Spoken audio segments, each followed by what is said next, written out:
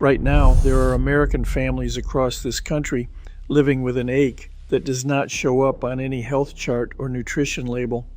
Sons, daughters, husbands, wives deployed or caught up in the unfolding conflict overseas, and back home, someone is lying awake at 3 in the morning checking their phone for news.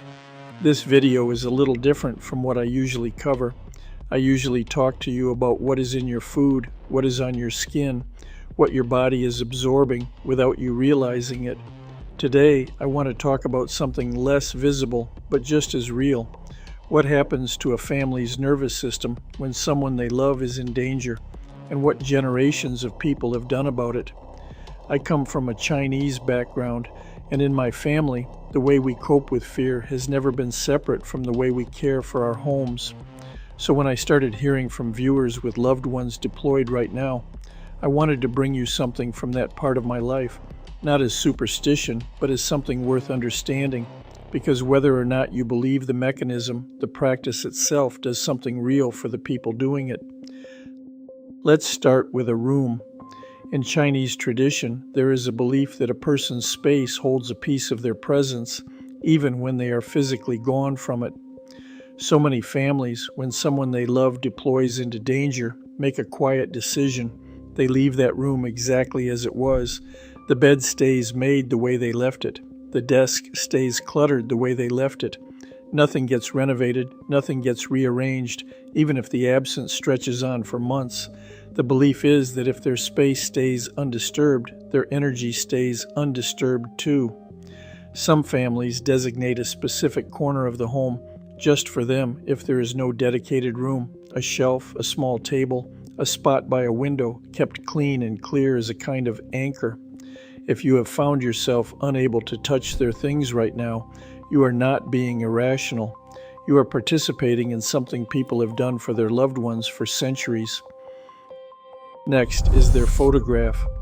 In feng shui, a home is mapped into sections, each tied to a different part of life.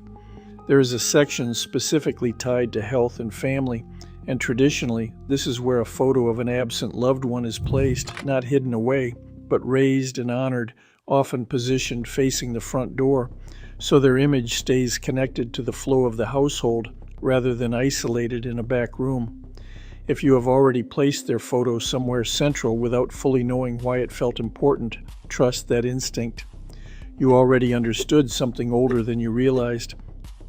There is also a deeper, more personalized practice called Bazi, or the 4 pillars of destiny. Using a person's exact birth date and time, some families calculate directions considered auspicious specifically for that individual and orient their bed or personal belongings toward those directions while they are away. A quiet way of saying, even from thousands of miles apart, we are still aligning your world towards safety.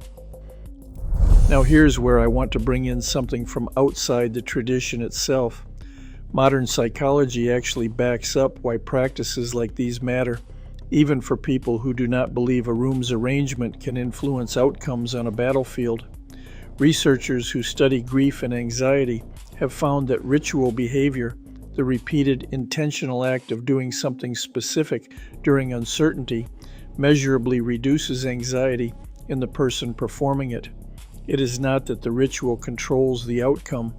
It is that the ritual gives an overwhelmed nervous system something structured to hold on to, something that interrupts the spiral of helplessness with purposeful action. That is not superstition. That is documented human psychology, and it is part of why cultures all over the world, not just Chinese tradition, build rituals around waiting for someone to come home safely. So if you are one of these families right now, keeping a room untouched, keeping a photo lit and honored, doing something small and specific every day for someone you cannot reach, you are not powerless, and you are not just performing an old custom out of habit. You are doing something your mind actually needs you to do. You are keeping a light on, and you have already done something meaningful, simply by refusing to let their presence in your home go quiet while you wait for them to come back to it. If this brought you even a little comfort tonight, hit that like button and subscribe, because there are more families out there carrying this same quiet weight than you might think. I'll keep bringing you stories and traditions that matter, so stick around and let's get through the hard days together.